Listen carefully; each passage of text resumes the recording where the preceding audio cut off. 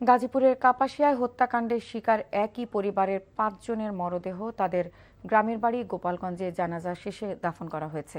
স্বজনদের আহাজারিতে ভারী হয়ে ওঠে পুরো এলাকা।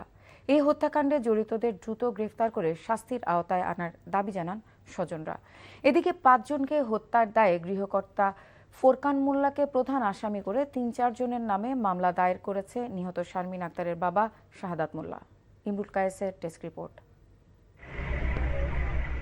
রবিবার ভোর ৬টায় একে একে ৫টি মরদেহ পৌঁছায় গোপালগঞ্জের পাইককান্দির উত্তরপাড়া এলাকায়। মরদেহ বাড়ির আঙিনায় আসতেই কান্নায় ভেঙে পড়েন নিহতের স্বজনরা। স্বজনরা জানায়, গাজীপুরের কাপাসিয়া উপজেলার রাউতকোনা গ্রামে প্রবাসী মনির হোসেনের বাড়িতে ভাড়া থাকতেন ফোরকান সরকার ও তার পরিবার। শুক্রবার রাতে গৃহকর্তা ফোরকান তার স্ত্রী শারমিন আক্তার, ৩ কন্যা সন্তান ও শ্যালক রসুল হোসেনকে গলা কেটে হত্যা করে পালিয়ে যায়।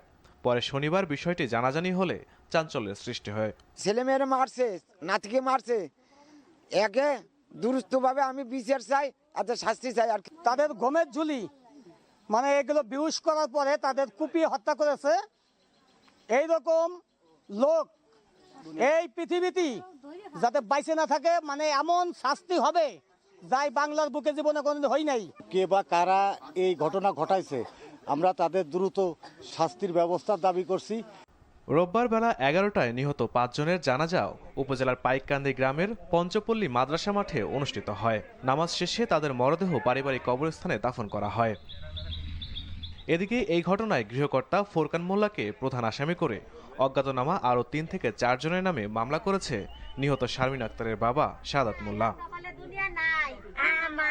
নির্মম এই হত্যাকাণ্ডে জড়িত আসামিদের দ্রুত শাস্তির আওতায় আনার দাবি স্বজনদের। Imrul Kayes, NTV news desk.